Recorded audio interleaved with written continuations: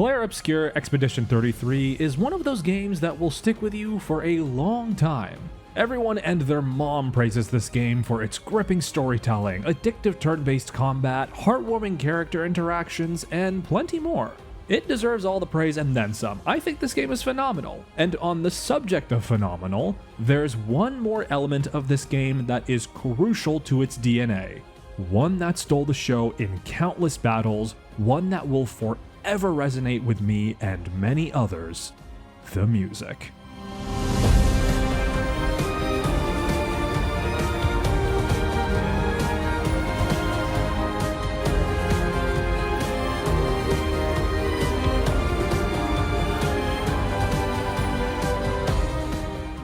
Clair Obscur has the best video game music I've heard in years. Music in video games makes or breaks a game for me, so I do not make this comment lightly. Whether you've played the game or not, you already know that this game's music is on another level. But what if I told you that looking deeper into the music's storytelling and even the creation of the music itself, you'll realize that this soundtrack is even better than you think. By the way, this video will start off spoiler-free, but once we get into specific moments of the narrative, you best believe the spoilers will hit like a truck. Don't worry though, you'll get a warning once we reach that point. I had so much fun working on this video, and I really hope that by the time I'm done talking, you also leave with a greater appreciation for Clair Obscur's music. That said, let's start our expedition into analyzing the music.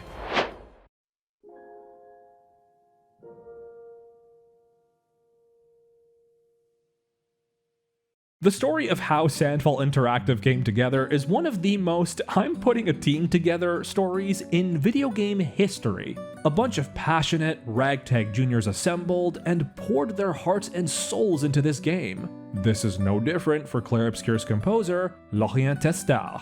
A bit of backstory here. Laurent Testard has carried a love for video games and video game music for his entire life, thanks in big part to his father, who ran a video game shop when Laurent was a baby. As an adult, Laurent continued to pursue his love for gaming music, composing music on the side while working as a guitar teacher. Once a week, he would compose a song and upload it to SoundCloud, building up a bulky repertoire of 50 original songs in just 1 year. One day, Laurent posted his work onto an indie game forum, which was then stumbled upon by Sandfall CEO and creative director Guillaume Broche. Guillaume absolutely loved his work and reached out to Laurent asking if he wanted to compose the music for Clair Obscur. Laurent accepted, and this kicked off their own expedition into creating an instant classic of video game music. With a soundtrack this beautiful, you'd think Laurent has worked on previous game soundtracks, right? Nope.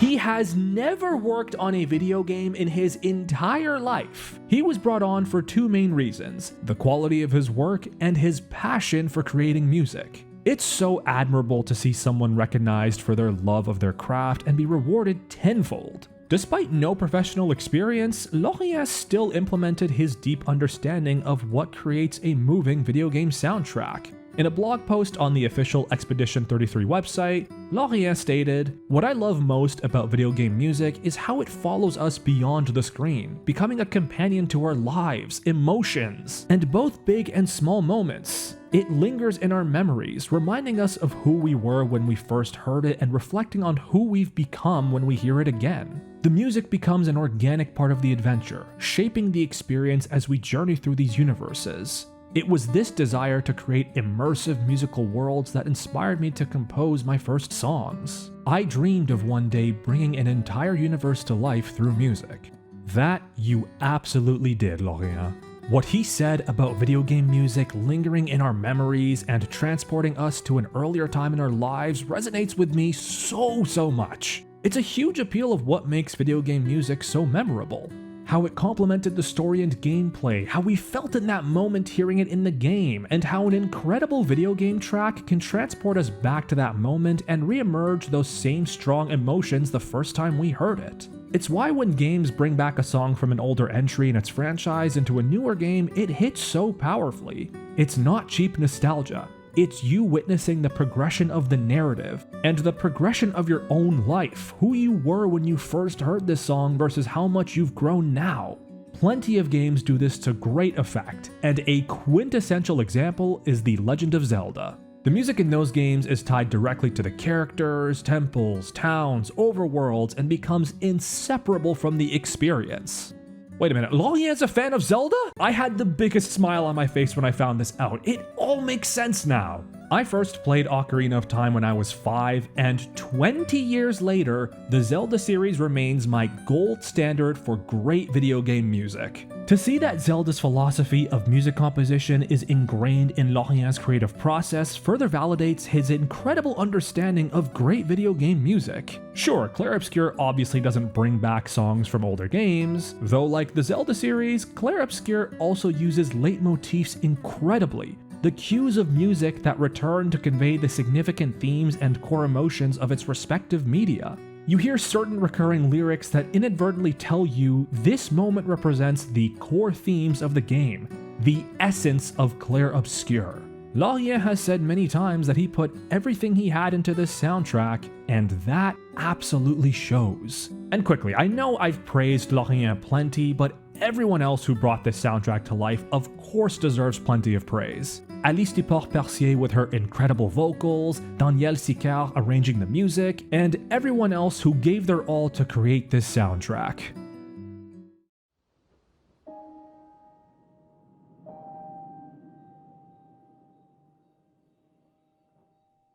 Alright, here come the spoilers. If you haven't played this incredible game yet, I implore that you do, then come back to this video. Okay, clicked off yet? Cool. Now let's get back into it. As I mentioned earlier, every bit of this game is filled with identity. It's impossible to think of most locations, boss fights, and, well, anything in this game and not have the accompanying song immediately play in your head. As much as I would love to go over all my favorite songs, we'd be here for forever, so I'll discuss a few examples. The first one that really stuck with me was the battle theme Goblu. While every song in Flying Waters fits the environment very well, I absolutely love how Goblu brings the world to life through this sonar-like sound effect present throughout the entire song, along with a low EQ background sweep pad, creating the image that I'm exploring underwater. It helps too that it's really catchy, like come on.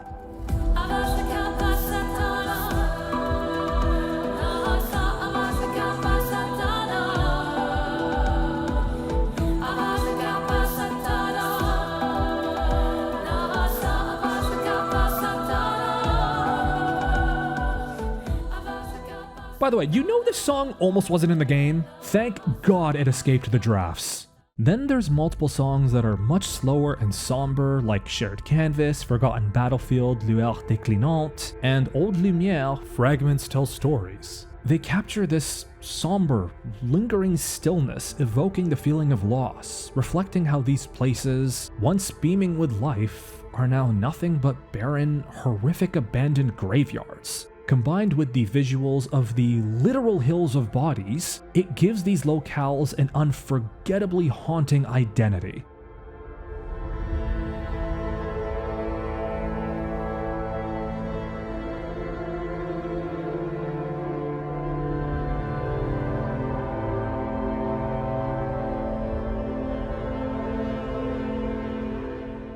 Next, there's one location that uses 3 different versions of the same song at once, Visage. Nocturne pour un masque de joie, masque de tristesse, and masque de colère all share the same melody but make subtle changes to their instrumentation. Masque de joie, Mask of Joy, is more gentle in its dynamics with the piano, evoking a calming, freeing tone.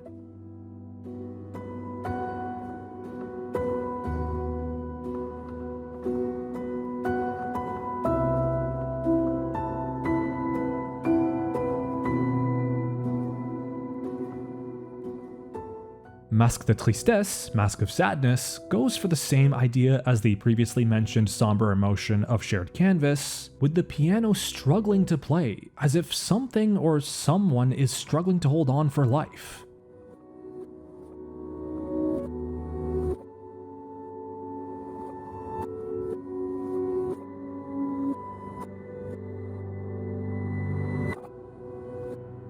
And finally, Masque de Colère, Mask of Anger, is much harsher in its dynamics, with the piano keys being hit harder alongside the voices that sound like they want to scream.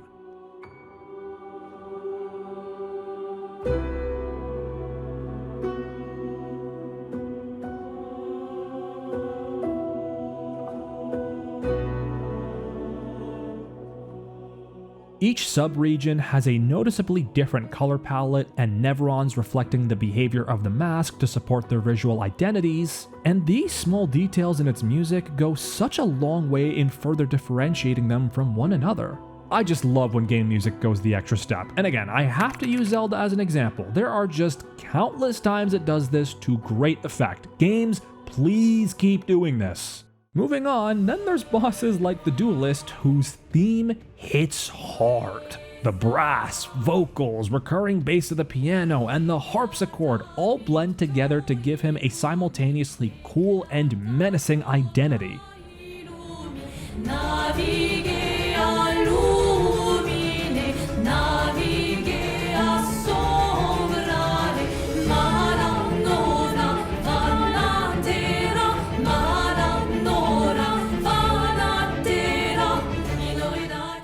Even if the story didn't tell you earlier that the Duelist has murdered a ton of expeditioners, you'll hear this and think, okay, damn, this guy's a big deal. I also love when it plays in the story, with Mael hitting her lowest point, even literally, so the song also symbolizes her deciding to keep fighting against all odds.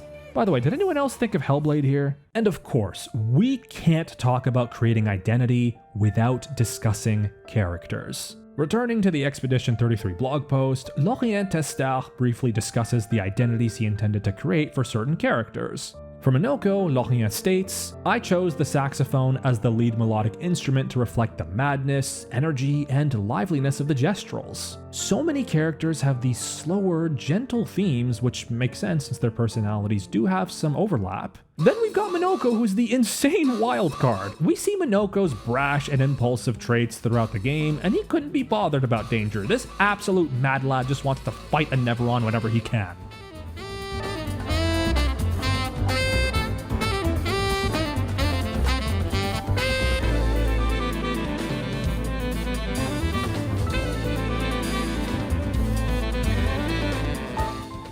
And then there's Gustav's, which is just, oh my goodness. On Gustav's theme, Lorient said, "The cello in his theme expresses what I feel for his character. I wanted to capture the love he carries for Lumière despite the ever-present threat of the Paintress." And yeah, it does just that. The cello's strong, melancholic yet warm tone reflects Gustav's caring nature. And throwing in the Lumière theme's leitmotif implicitly tells us this caring nature extends to Lumière. And when do we hear this? When Gustav sacrifices himself for his sister he cares for more than anyone, also believing he's sacrificing himself for Lumière while saying his signature line. For those who come after. Right? No. You promised!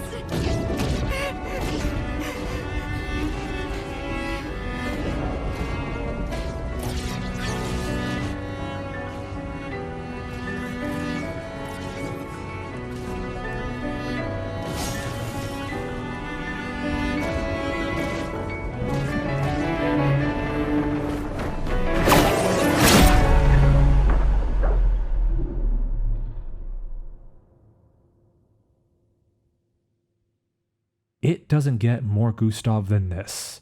This is his character, his identity, on full display. This is musical storytelling at its finest, something that it's about time we discuss in depth.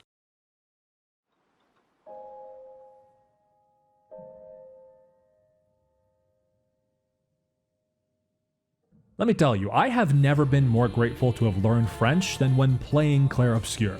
There are plenty of songs that add flavor or reinforce the game's themes, and I stress the words flavor and reinforce because you don't need to understand the lyrics to get the most out of the story. But man, does it make the story better. Actually, some straight up give away important details in the story. For starters, we have the Act 2 map theme, Déchire la toile, rip the canvas.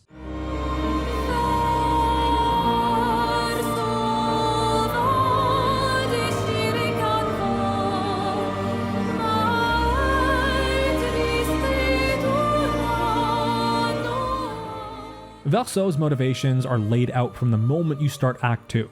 Verso doesn't want to live as a painted copy of himself, and he especially doesn't want his family to continue fighting both in his canvas and in the real world. Then in the context of Maëlle, we know her and Verso's goals clash at the end of the game. She of course wants to preserve Verso's canvas as it's the last remnant of her brother. Yet regardless of the ending you pick, Maëlle's sadness will endure with the fact that Verso de Cendre, her real brother, is gone. I love how the lyrics start off a bit cryptic at first, but the further you progress, the more it comes together. But then you have this line.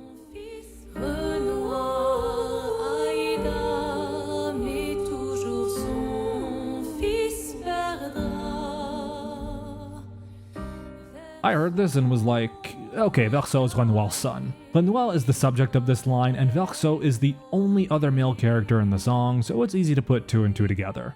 Now there's also songs that don't give away any details towards the story, but add more context that enrich the song's meaning, even if it's just in a vacuum. My favorite example of this is in the song The Reacher, Orphelin, Orphan.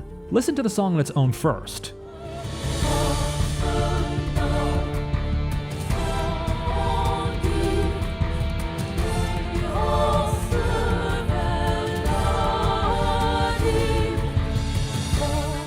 It's already an incredible, epic piece, and now listen to it when you understand the lyrics.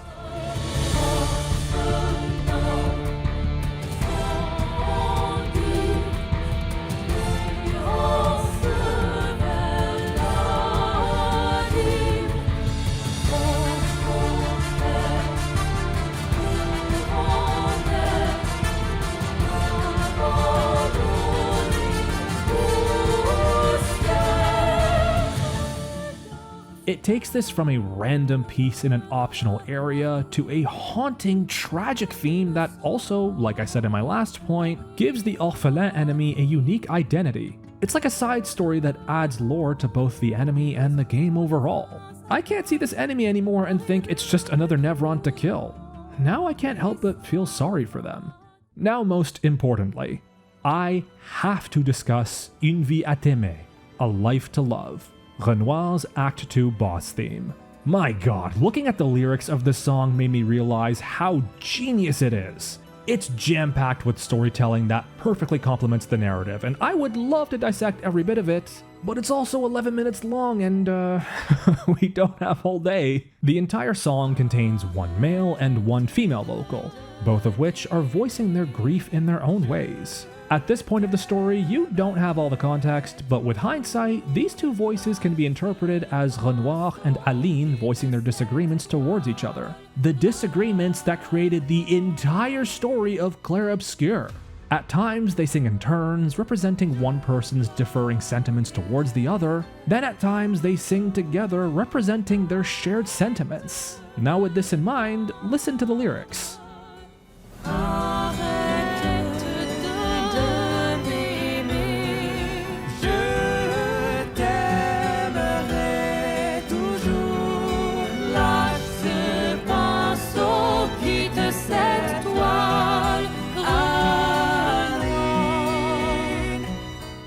Then the following is similar.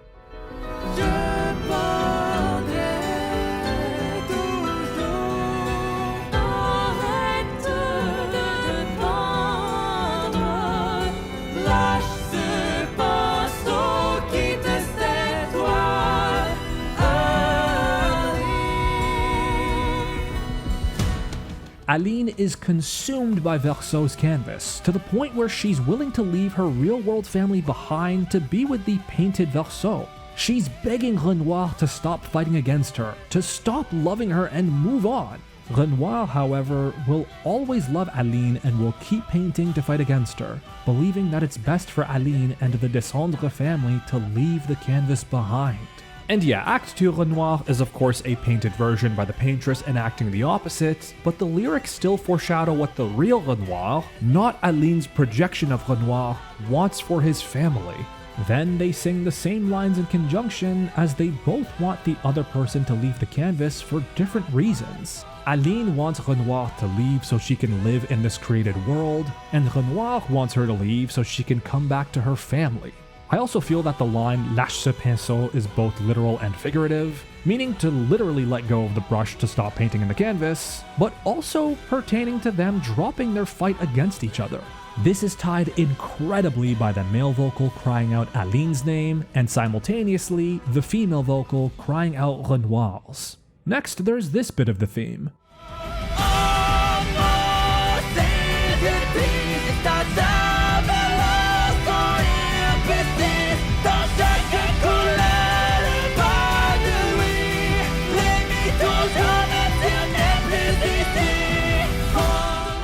The fragment of Verso's soul that is ever present in the canvas sees the constant infighting between his parents, and it's tearing him apart. Despite knowing how much he's being affected, they're still fighting to protect him in their own aforementioned ways, because they'll forever love him even if in reality he's gone. And finally, let's listen to this part of the song.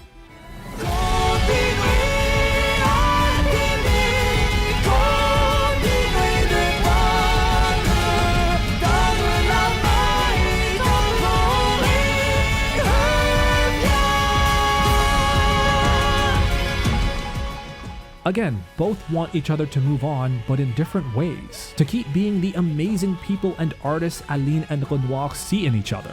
In the case of Aline, come back to the real world and let me live with the fragment of my child within the canvas. And in the case of Renoir, come back to the real world and grieve with us. Grieve with your family.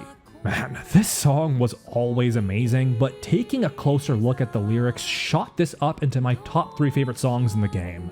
They seriously elevate the storytelling. Now, if these lyrics sound familiar to you, you'd be right, since they also played during the final fight versus Renoir and Lumière.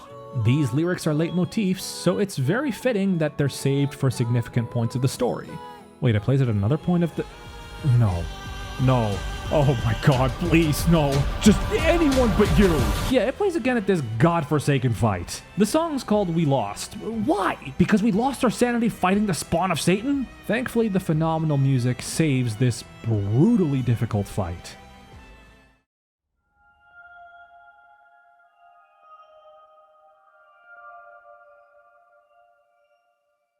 And that's what I believe is just a few things that elevate Clair Obscur Expedition 33's already phenomenal music. This soundtrack will be remembered for years. It is easily the best I've heard in 2025 and now in my top 10 favorite video game soundtracks of all time. Laurent Testard sought to bring the world of Clair Obscur to life through his music, and he absolutely did.